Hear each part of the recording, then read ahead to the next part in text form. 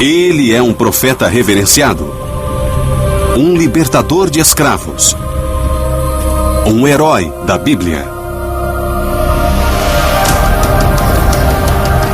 Ele é o pai dos israelitas, Moisés.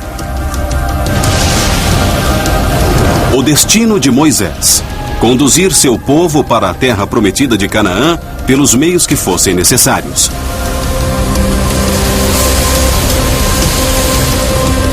Este é um novo olhar sobre Moisés e a história do Êxodo. Ele fala com Deus, mas é um general brilhante. E não conduz apenas escravos. Ele comandou um exército de guerreiros mercenários. Durante os 40 anos da marcha dos israelitas no deserto, Moisés e seu exército travaram batalhas de proporções bíblicas, derrotaram um dos exércitos mais cruéis do mundo antigo. Moisés é um mestre da tática. Moisés é um comandante incansável. Moisés está no caminho da guerra para a terra prometida.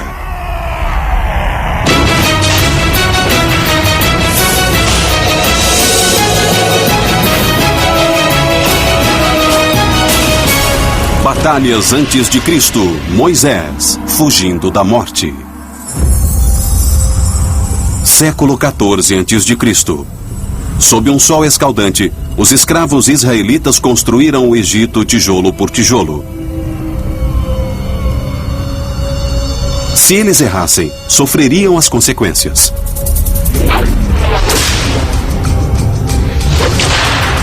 Mas os israelitas estão prestes a encontrar o seu Salvador. Seu nome é Moisés, e a história começa com assassinato. Êxodo capítulo 2, versículo 11. Quando Moisés já era adulto, ele saiu para ter com seus irmãos e testemunhar suas cargas. Ele viu um egípcio batendo em um hebreu, um de seus irmãos.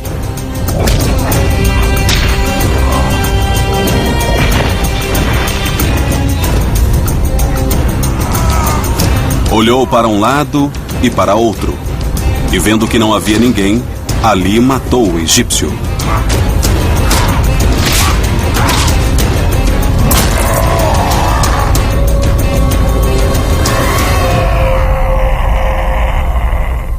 Moisés é significativo não só como grande líder político dos israelitas, mas ele realmente é o primeiro grande general dos israelitas. Uma boa leitura do livro da Bíblia Êxodo revela uma mente militar de primeiro grau, um comandante que sabia como organizar as tropas de modo estratégico e tático, e um homem que praticava a ilusão de ótica no sentido militar de forma tão grandiosa como qualquer outro general da história. Depois de Moisés assassinar o egípcio e enterrá-lo na areia, ele vai para o Egito, fugindo pelo deserto do Sinai. Este é um momento decisivo na vida de Moisés, de acordo com a Bíblia. Ele selou o seu destino no Egito e está prestes a iniciar um caminho que iria levá-lo a ter um grande confronto com o faraó, resultando no êxodo do Egito. Após viver vários anos no deserto, Deus colocou Moisés no caminho do derramamento de sangue da brutalidade. Deus aparece na sarça ardente e ordena que Moisés volte para o Egito e liberte da servidão os milhares de israelitas. E ele fez exatamente isso. Ele foi ao faraó e disse: "Deixe meu povo partir." Faraó não permitiu. Então Moisés lançou a fúria de Deus em 10 pragas devastadoras. A chuva cairá do céu e a água se transformará em sangue. E o anjo da morte matará todas as crianças do Egito que forem primogênitos. É como um filme de terror apocalíptico e Moisés, agindo segundo as palavras de Deus, está comandando o espetáculo. Finalmente, Faraó admite que ele foi derrotado e liberta os israelitas. Agora você vai achar que é o fim da história, créditos rolando, mas de repente Faraó muda de ideia e ordena que o exército vá atrás deles e os detenha.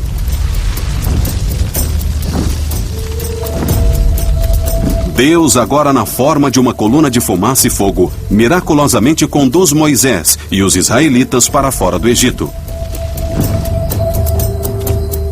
Então acontece um dos mais famosos milagres da Bíblia: A divisão do Mar Vermelho.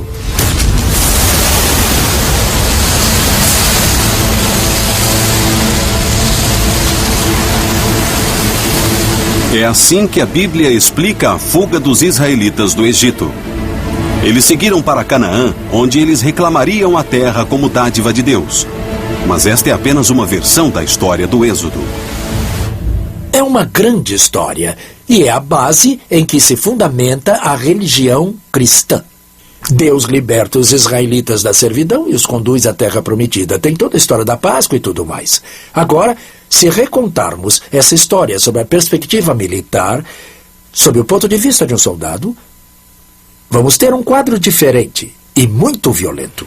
A questão real para tentarmos entender isso, recontando o Êxodo, é quem eram os israelitas, o que eles faziam no Egito, por que o faraó não queria que eles partissem. De acordo com a Bíblia, os israelitas originalmente deixaram as terras de Canaã e foram para o Egito 2 séculos antes da época de Moisés, por volta do século 14 a.C.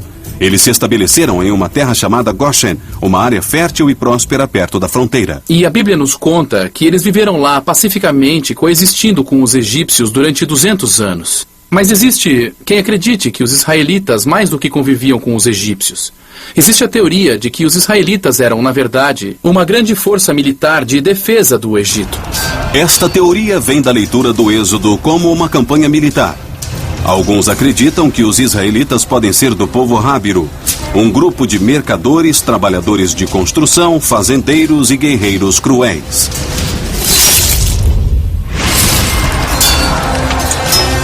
Se for verdade, os israelitas estavam nas terras de Goshen por um motivo bem definido: ajudar a defender a fronteira egípcia contra ataques do norte. Então, o exército mercenário de Hábiro pode ser colocado no Egito como tropa auxiliar, colocada na zona suscetível à invasão, para agir como força militar e tropa de defesa no caso de haver uma invasão de Canaã. O poderoso exército Hábiro tem cerca de 1000 soldados. Logo, um novo faraó, Sete I, sobe ao poder e vê essa força de defesa como uma ameaça. Êxodo capítulo 1. E ele disse ao seu povo: veja, o povo de Israel é mais numeroso do que nós. Usemos de astúcia para com ele para que não se multiplique. Senão, no evento de uma guerra, eles podem se unir aos nossos inimigos e lutar contra nós e se retirar da terra. O faraó Sete deflagrou várias guerras para reafirmar a autoridade egípcia sobre a Síria e Canaã. Agora, quando ele olha para a rota de Canaã para o Egito, só o que ele vê são assentamentos israelitas. Os israelitas estavam vivendo na fronteira 200 anos. E Sete sabia que originalmente eles tinham vindo de Canaã. Com a diminuição do contingente militar do Egito nas terras de Canaã, o faraó Sete temia que os israelitas em Goshen se unissem ao povo de Canaã para lutar contra o Egito. Agora, ele não os expulsou. Ele os colocou para trabalhar arduamente. Esta é a parte da história do Êxodo onde muitos acreditam que os egípcios escravizaram os israelitas. Mas isso, historicamente, pode ser incorreto.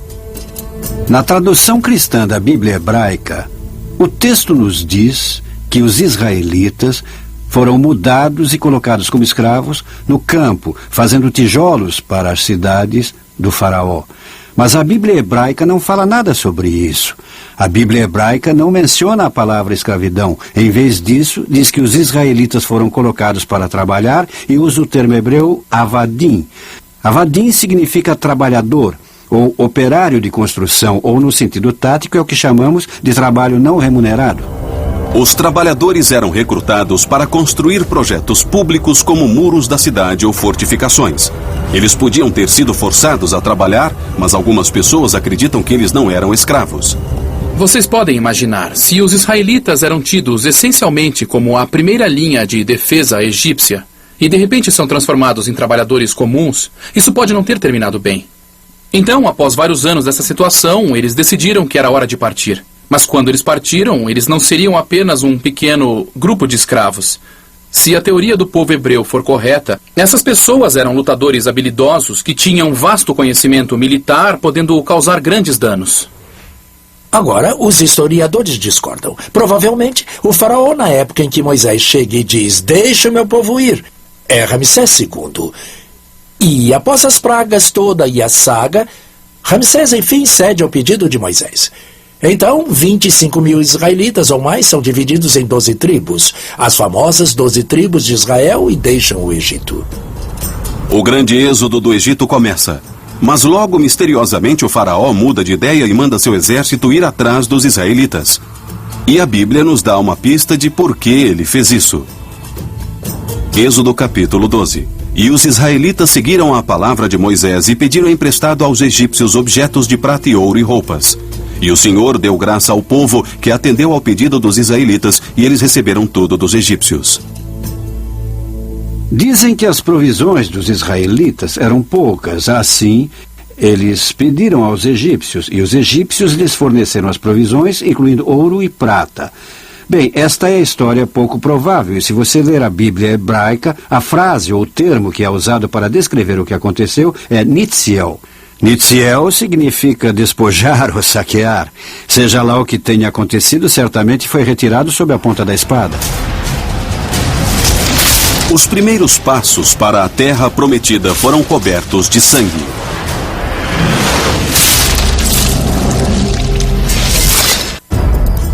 O grande êxodo do povo de Israel do Egito tinha começado. E não foi uma saída pacífica. Alguns acreditam que os israelitas saquearam uma cidade egípcia quando saíam do país. Eles estavam em uma terra que era circundada ou infestada literalmente de cidades de armazenagem, pequenos depósitos de suprimentos. Também era a área do Egito com grandes propriedades que criavam gado. Então as provisões estavam junto deles. Muito bem, a coisa mais inteligente a fazer seria saquear esses depósitos e pegar as provisões para eles. A Bíblia diz que Moisés conduziu os escravos israelitas para fora do Egito. Mas alguns historiadores militares acreditam que ele comandou um grupo de guerreiros mercenários habilidosos. Alguns acreditam que os israelitas eram um grupo de nômades chamado de Habiru. E uma das coisas que se destacava nesse grupo era a sua habilidade militar.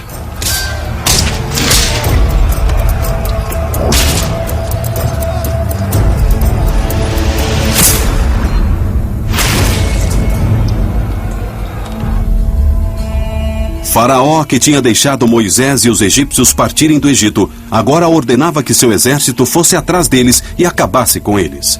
A Bíblia diz que os israelitas deixam o Egito com coragem e desafiadores. Bem, certamente um modo de mostrar desafio é pegar o que você precisa a caminho da saída. Mas há mais provas na Bíblia que apontam para um grupo de israelitas mais específico. Diz que eles levavam armas até. Êxodo, versículo de 13 a 17. O povo de Israel estava armado quando deixou a terra do Egito. Se você ler o texto hebreu da Bíblia, verá que ele diz que, de fato, os israelitas estavam armados até os dentes. Seu arsenal incluía lanças curtas com uns 2 metros de comprimento, com ponta afiada feita em bronze.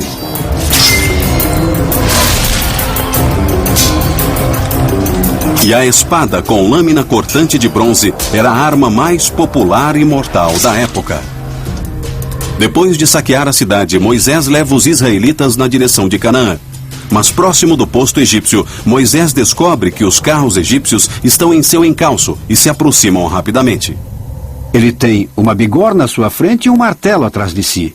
Ele chama seus comandantes e então lhes dá uma ordem que muitos devem ter achado uma insanidade. Ele lhes diz para voltarem na estrada e se dirigirem para o deserto ao sul. Isso parecia ser um suicídio. Mas Moisés conhecia esse deserto.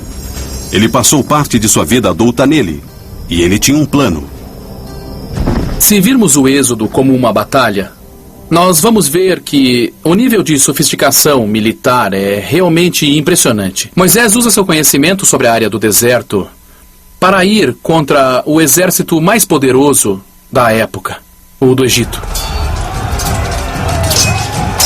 O Egito no século XIV a.C. estava no apogeu do seu poder. É um tempo conhecido como Novo Reino e seu poder chega até o norte da Mesopotâmia. Mas, de acordo com a Bíblia, Moisés recebeu ajuda para enfrentar os poderosos egípcios. Êxodo capítulo 13.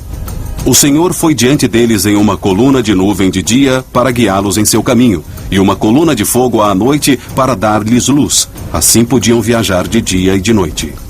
Por trás da intervenção divina havia estratégia militar.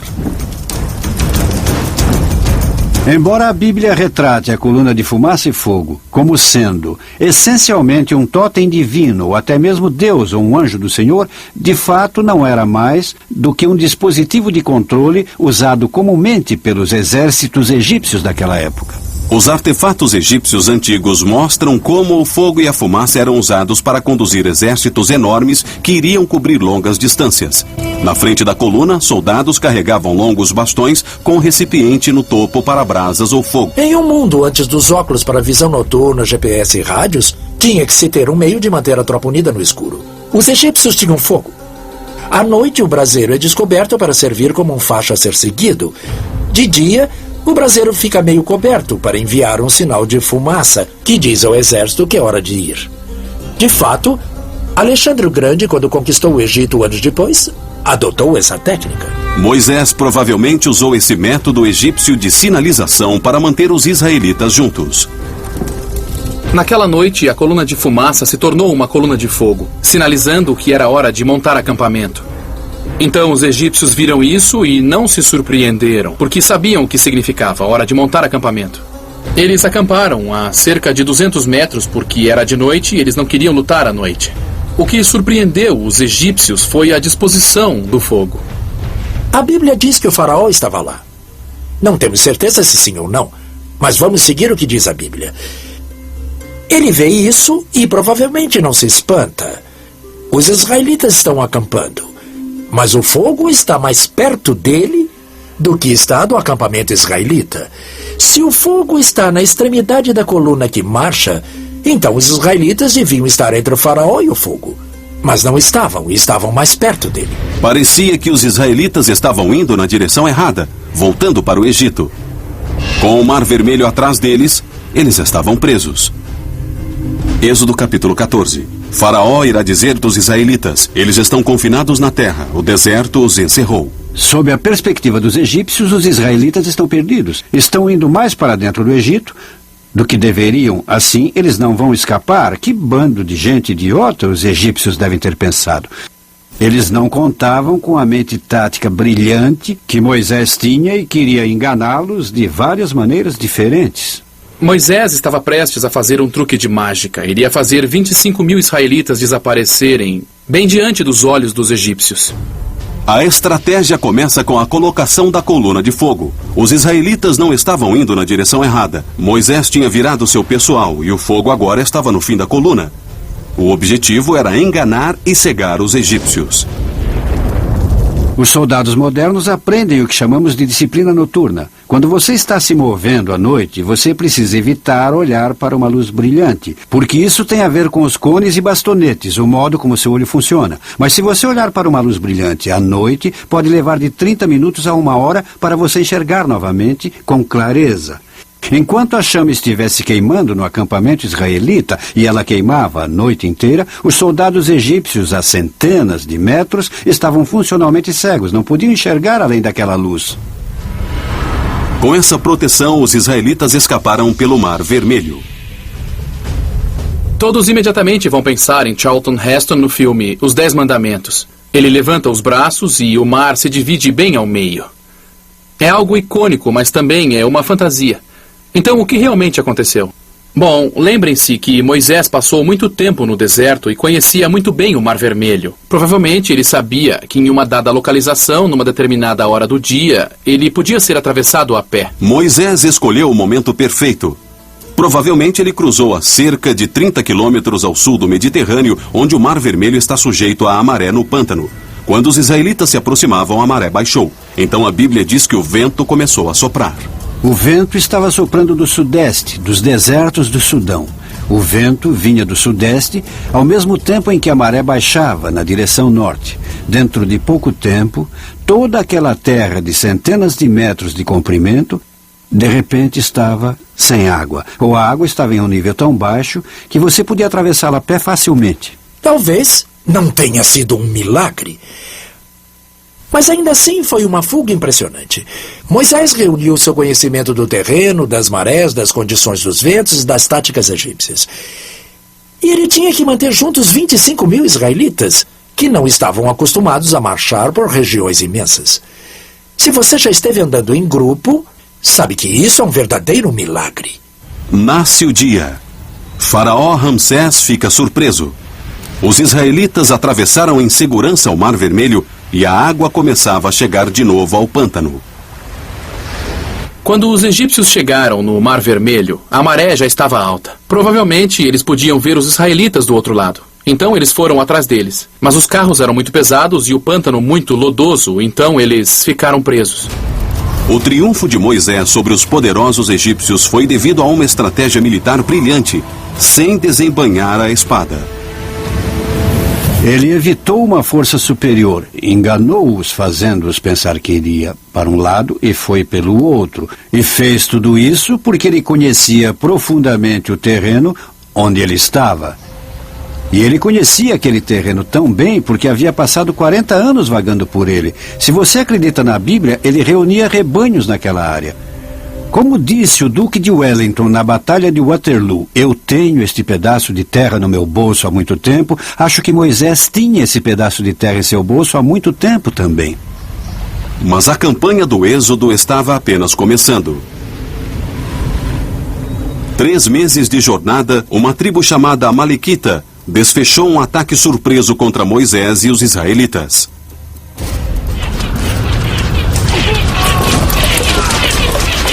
Os amalequitas eram uma tribo hostil que percorriam a península do Sinai e o sul de Canaã. Lutavam em camelos, atiravam flechas em seus inimigos e os cortavam em seu ataque. Moisés tinha vencido com astúcia os egípcios e tinha evitado uma batalha que certamente teria perdido. Mas este desafio apenas tinha começado. Ele iria liderar os israelitas em uma luta contra um novo e inesperado inimigo. É o grande êxodo do Egito, e os israelitas fugiram de uma forma ousada. Mas agora, após 3 meses de terem cruzado o Mar Vermelho, guerreiros amalequitas emboscaram os israelitas por trás.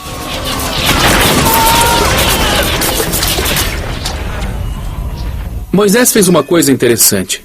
Ao invés dele mesmo liderar os israelitas, ele assistiu à batalha no topo de uma colina próxima. A Bíblia diz que sempre que Moisés levantava o seu bastão religioso acima da cabeça, os israelitas venciam. Mas se ele abaixasse o bastão, eles perdiam.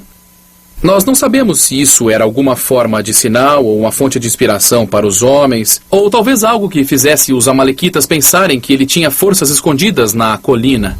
Mas com certeza Moisés dirigiu a batalha de algum modo. Com Moisés na colina, o controle do exército estava nas mãos de outro grande herói israelita da Bíblia, Josué. Os israelitas prepararam suas flechas em um ângulo de 45 graus para se defenderem dos camelos que vinham junto com os amalequitas. Isso para de imediato o ataque feroz. E a luta é travada corpo a corpo, um banho de sangue. Os amalequitas fazem um ataque feroz. Entretanto, da colina, Moisés inspira Josué e os israelitas a lutarem contra os amalequitas. Apesar de estarem exaustos pela jornada, os soldados israelitas lutam bravamente e derrotam os amalequitas. Foi uma tremenda vitória. Mas Moisés sabe que terá obstáculos maiores à frente. Moisés é realista. Claro, seu pessoal acabara de vencer a guerra com os amalequitas. Mas se ele tivesse que invadir Canaã, e se fizesse isso com 1000 homens, iria ter problemas. Então, ao invés de ir para a terra prometida, ele conduz seu povo para o sul, na direção do Monte Sinai. Moisés sabe que ele precisa de um exército maior, mais sofisticado e mais bem treinado. Mas mais soldados significa que eles vão precisar ter mais armas. Por que Moisés foi para o Monte Sinai? Nós não temos a resposta, porque os textos não dizem nada. Mas nós sabemos que um grupo de cananeus chamado Quenitas vivia perto de lá. E eram conhecidos por trabalharem com metal, e a área em volta do Monte Sinai era conhecida por ser uma grande área de mineração de cobre. Cobre e também estanho davam origem ao bronze. Naquela época, as armas eram de bronze. Fundindo o bronze em dado momento do processo, o cobre emite uma linda chama verde. Eu posso imaginar os israelitas marchando para este Tolkien como uma cena da Terra-média, onde essa chama verde estranha estava iluminando o Monte Sinai. Muitos israelitas estavam zangados por causa do desvio. Os israelitas reclamavam amargamente sobre suas condições no deserto a caminho do Monte Sinai. Eles estavam com fome, com sede e também exaustos. Nós temos que lembrar que havia mulheres e crianças na jornada. Como elas iam comer? O que elas iam comer? Então, para tirá-los do Egito, Moisés prometeu aos israelitas uma terra com leite e mel em Canaã. Mas eles receberam areia, pântanos, ataques e montanhas assustadoras. Os israelitas estavam no limiar de uma rebelião contra Moisés e sua liderança. Na Bíblia vemos que sempre que você tem uma revolta das pessoas, uma punição das pessoas, isso sempre se dá em termos ritualísticos. Elas fazem alguma coisa contra a vontade de Deus, mas o fato é que essas pessoas provavelmente estavam zangadas ou amedrontadas. Sabe, as coisas não iam bem. Nós estamos no deserto e a Bíblia diz: o que nós fazemos aqui seguindo você, Moisés? Nós devíamos ter voltado para Israel ou voltado para o Egito. Lá nós tínhamos peixe, tínhamos melões, tínhamos cebolas. O que temos aqui? Nada, por assim dizer. Então, eram emoções humanas que interferiam no poder. Enquanto os israelitas estão furiosos, Moisés sobe o Monte Sinai. Lá, ele recebe os 10 mandamentos de Deus. Mas ele pode ter ido até lá para decidir seu próximo movimento. Como ele podia controlar seus seguidores, em quem confiar? Por que ele precisaria invadir Canaã? A Bíblia diz que Moisés ficou no Monte Sinai por 40 dias. Quando finalmente ele desceu, ele trouxe consigo a tábua contendo a lei de Deus, os 10 mandamentos. Mas quando Moisés chegou ao seu povo, ele ficou assombrado com o que viu. Ele viu que o povo tinha um ídolo em terracota ou argila coberto com ouro e eles estavam adorando a um bezerro de ouro. Ficou furioso. Enfurecido por seus seguidores estarem adorando ídolos, Moisés destruiu a tábua dos mandamentos. Então ele reuniu os homens da tribo de levitas. Suas ordens: ensinar uma lição brutal aos infiéis. Ele se uniu aos levitas, diz a Bíblia. Cada homem embainhou sua espada e foi de tenda em tenda, matando até seus parentes e irmãos. E 3.500 pessoas morreram naquele dia. Moisés fez dos levitas uma guarda pretoriana, guarda-costas pessoais que se dirigiam somente a ele. Faziam tudo o que ele dizia, e muitas vezes isso significava morte para o seu povo, para manter o resto na linha. Os levitas executaram uma justiça terrível. Nós não temos certeza porque Deus ou Moisés escolheu os levitas para esse trabalho. Não havia nada especial em relação a eles, a não ser que eram sacerdotes. Provavelmente sua convicção religiosa não podia ser sobrepujada. Este é o início de Moisés como ditador divino. Até agora, a estrutura das tribos dos israelitas tinham sido democráticas. Mas agora Moisés tinha uma linha direta com Deus. E esse era o fim dos debates. A fase 1 da campanha do Êxodo foi completada. E o plano tático de Moisés tinha sido brilhante. A fase 2, a conquista da terra prometida de Canaã, iria requerer uma invasão em grande escala. Para isso, ele precisava de mais de 1.000 soldados mercenários. Então, ele instituiu essencialmente o alistamento de pessoas em cada tribo. Foi uma grande reforma, porque isso significava que agora Israel não era feita apenas de um exército de mercenários. Usando dados de população, os historiadores acreditam que o alistamento aumentou o exército de 1.000 para 5.000 guerreiros. Grupos de reconhecimento iam na frente para observar o inimigo. Infantaria pesada formava as linhas do fronte. Infantaria leve ficava posicionada no meio do flanco. Defendia e se dirigia para o fronte para rápidos ataques com espadas e escudos. Fundeiros e arqueiros eram os próximos na formação de ataque ao inimigo, em uma posição protegida. E no fim da coluna, Moisés colocava outra divisão de infantaria pesada para a defesa. Levou 2 anos para Moisés treinar e preparar seus 5.000 soldados para lutarem mortalmente. Exceto pelos carros que os israelitas não tinham, Moisés conseguiu criar um espelho do exército egípcio. Ele sabia como os ataques do exército egípcio eram efetivos e coordenados, e ele queria ter a mesma capacidade com seu exército quando ele invadisse Canaã. Seu exército estava pronto. Ele tinha controle absoluto. Moisés estava pronto para conquistar Canaã. A terra prometida de Canaã.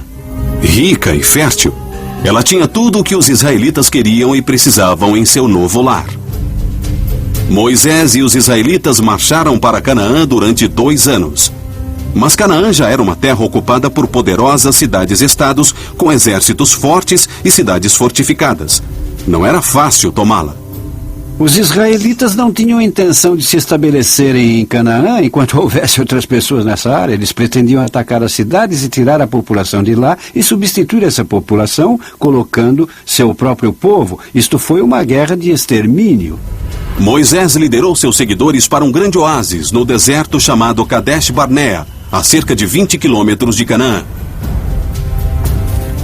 Aqui, espiões israelitas que foram observar Canaã retornaram com boas notícias e más.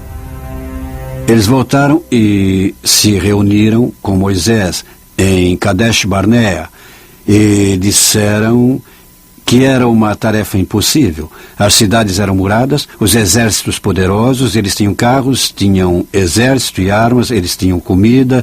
A invasão seria impossível para o exército deles. Moisés decidiu que mesmo seu exército de 5.000 homens não era tão grande para a tarefa. A invasão precisava esperar.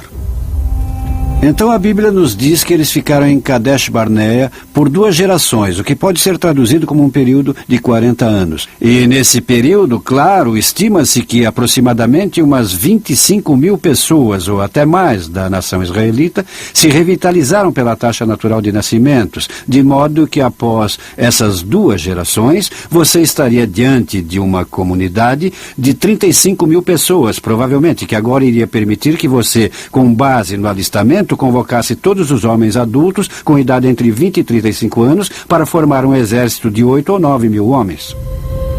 A Bíblia afirma que após 40 anos do início da campanha do Êxodo, Moisés estava pronto para atacar Canaã. Ele tinha treinado o exército muito bem. Eles eram uma força de luta poderosa, mas Moisés queria lutar em seus termos, usando táticas e estratégias que tinha aprendido no Egito e tinha treinado por mais de 40 anos. As cidades muradas de Canaã bloqueavam o norte a partir de Kadesh Barnea, e um ataque direto poderia destruir o exército de Moisés antes mesmo dele chegar à terra prometida. Então ele levou os israelitas na direção leste, na direção do vale do rio Jordão. Moisés sabia que sua estratégia ditaria suas táticas e não o inverso disso. Seu objetivo era chegar em Canaã com a maior força possível, o que significava evitar lutas pelo caminho sempre que possível. Para Moisés, o caminho de Canaã com menor resistência era através do vale do rio Jordão, mas havia ainda um problema. Uma poderosa tribo estava no caminho de Moisés e dos israelitas, os amonitas. Não se tinha como escapar. Moisés tinha o Mar Morto de um lado e deserto do outro. Seu único caminho para o Vale do Jordão era através dos amonitas. Eles eram um alvo mais fácil do que os moabitas e edomitas. Moisés não era tolo. Diplomacia em primeiro lugar. Ele pediu permissão ao rei amonita para passar por seu país. O rei amonita disse, é impossível. Moisés calmamente se virou e foi embora. A batalha ia começar. Mais uma vez, Moisés se voltou a Josué para comandar o exército no campo de batalha. Os israelitas se alinhavam para enfrentar os amonitas em campo aberto. Moisés observava como os 2 exércitos se enfrentavam. O exército de Moisés foi treinado durante anos. Agora, finalmente, eles entravam em ação.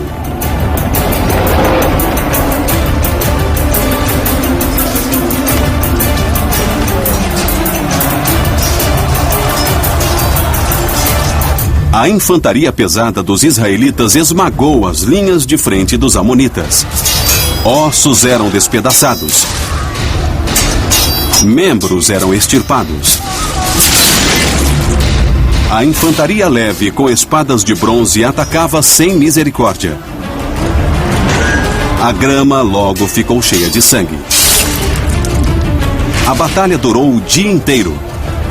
Mas no fim, o exército bem treinado de Moisés venceu a batalha. Os exércitos talvez fossem iguais, mas por que os israelitas venceram a batalha? Isso tem relação com treinamento e tática. Os israelitas tinham como modelo os egípcios. Várias divisões de forças que podiam lutar como uma. Eles eram mais rápidos, mais ágeis e mais disciplinados do que tudo que os amonitas já tinham visto. Com os amonitas aniquilados, os israelitas atravessaram o Vale do Jordão. Eles atacaram a vizinhança de Canaã nas terras de Edom, Moabe e Gileade. Deuteronômio. Então o Senhor nosso Deus nos entregou em nossa mão Og, o rei de Bazã, e todo o seu povo, de modo que nenhum sobrevivente restasse. Um elemento que fica na campanha do Vale do Jordão é justamente sua brutalidade.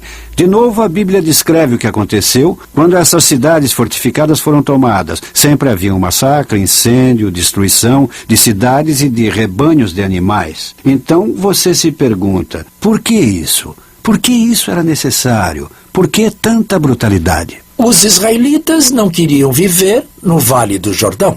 Estavam indo para Canaã. Então, a pior coisa que podiam fazer, sob a perspectiva deles, era deixar para trás uma força hostil enquanto seguiam adiante. O único modo de fazer com que isso não acontecesse era acabar com a população.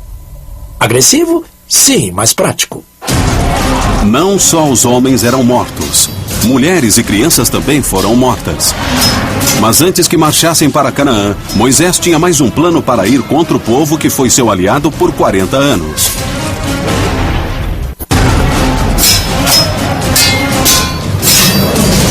O exército de Moisés, cerca de 8 a 10 mil guerreiros desumanos, tinha provocado a destruição no Vale do Jordão.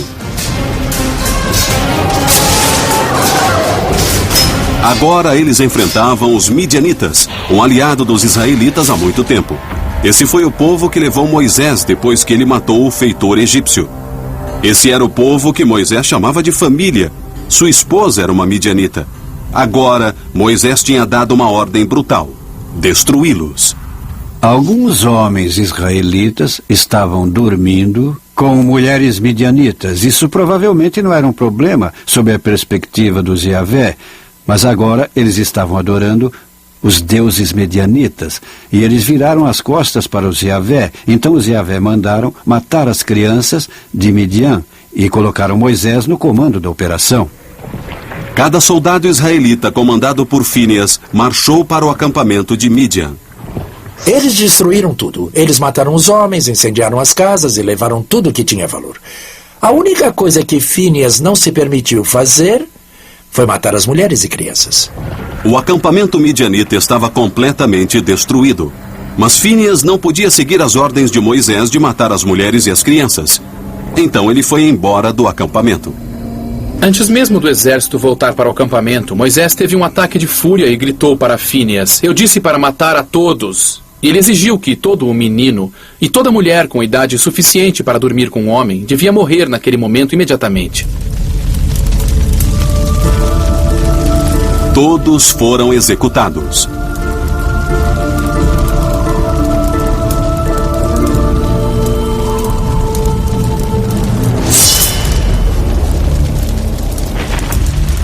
Este foi todo o prelúdio da invasão de Canaã. E Canaã seria mais dura de se subjugar do que as sociedades tribais do Vale do Jordão. É melhor, com certeza, treinar o exército para o horror que irá encarar no futuro. Quando a crueldade termina, o ritual de limpeza começa. A Bíblia diz que todo soldado israelita que tinha derramado sangue na batalha precisava se afastar do acampamento por 7 dias. Provavelmente isso não significava apenas limpeza física. Eles também precisavam usar esse tempo para limpar sua culpa. O terror que eles tinham causado a outras pessoas tinha deixado uma cicatriz psicológica profunda. E eles viriam a sofrer o que hoje nós chamamos de estresse pós-traumático. É intrigante levantar a questão sobre o efeito disso tudo, como esse derramamento de sangue iria afetar a estabilidade moral e psicológica, a estabilidade dos soldados israelitas. Muitas pessoas acreditam que Moisés usou métodos brutais em sua longa campanha para levar os israelitas a invadir Canaã. Mas era uma invasão da qual Moisés não iria participar. Deuteronômio. Naquele dia o Senhor falou para Moisés: "Vá para o monte Nebo de Abarim, que está na terra de Moabe, de frente para Jericó, e veja a terra de Canaã, que estou dando aos israelitas. Você pode morrer na montanha que você está prestes a subir. A Bíblia nos diz que Deus deixou Moisés ver Canaã do topo do Monte Nebo, mas não o deixou entrar. Por quê? Após tudo que Moisés tinha feito a serviço de Deus, parecia ser uma injustiça cósmica que lhe fosse negada a terra prometida. A única explicação que a Bíblia nos dá é que uma vez Moisés mostrou a falta de fé e bateu seu bastão em uma rocha em sinal de frustração. E isso faz você pensar, uau, no Velho Testamento Deus é rígido, mas não tanto assim? Então, temos que imaginar o que estava acontecendo ali. Alguns historiadores acreditam que não havia outro motivo para Moisés não colocar os pés na terra prometida. Houve muito sofrimento e muitas decisões erradas nessa imensa jornada. O extermínio das pessoas, como os midianitas e os ataques, e ainda mais os ataques ao povo israelita, comandados por Moisés e sua guarda pretoriana dos levitas, levantou especulações sobre o verdadeiro motivo de Moisés nunca ter chegado à terra prometida. É que ele foi morto por seu próprio povo, que já tinha aguentado demais e se insurgiu contra ele e o matou. Quanto à teoria de assassinato, a Bíblia não diz nada. Há uma centelha de prova para apoiar essa perspectiva. Parece ser uma consequência bastante lógica perguntar por que Deus mataria um servo que dedicou 40 anos ou mais a seu serviço para o que parece ser um pecado menor, bater o bastão contra uma rocha. Isso não tem a menor lógica, é uma coisa quase absurda. Não tem nenhuma lógica a explicação que a Bíblia dá para os estudiosos de que Moisés encontrou seu final nas mãos de seu próprio povo, ao invés de morrer nas mãos dos Yahvé. Não importa como Moisés morreu. A conquista de Canaã estaria nas mãos de uma nova geração. O general israelita Josué continuava com a estratégia brutal de Moisés em sua busca por conquistar Canaã. Muitos séculos depois, há exemplos dessa habilidade de manobras contra o inimigo, sem batalha, como ele tinha feito quando os israelitas fugiram dos egípcios. Um exemplo é o chefe Joseph, da tribo indígena de Nez Perce. Em 1877, 2.000 soldados da cavalaria americana forçaram essa tribo, com cerca de 800 pessoas, a saírem da reserva indígena. Mesmo assim, a tribo lutou em condições de desigualdade, mas levou a cavalaria americana a uma perseguição de 1,5 km em uma das regiões mais inóspitas da América. Nesse momento, o general americano Sturgis acredita que o chefe Joseph está encurralado. Mas como Moisés, Joseph simula que vai para um lado e, na verdade, vai para outro para que seu povo escape. Diferente do que aconteceu com os israelitas, o povo Nez Perce foi capturado. O êxodo dos israelitas sob o comando de Moisés sempre representou uma história maravilhosa de fuga e uma batalha de sobrevivência. Mas agora, vista sob a perspectiva militar, os israelitas não são mais escravos. São guerreiros poderosos. Eles se mantêm juntos devido a uma personalidade agressiva. Nunca pensamos em Moisés como um comandante militar, porque até recentemente não havia como analisar a Bíblia em termos militares. Mas quando você vê sob esse aspecto, descobre que um homem organizava os israelitas, que tinha um exército treinado, saindo do Egito, um homem que saqueou uma cidade, um homem que enganou o faraó e depois reconstruiu o exército de israelitas, tornando-o uma força de luta. Moisés é um homem de Deus e um homem da espada. Um homem que liderou seu povo para a liberdade e para um novo lar.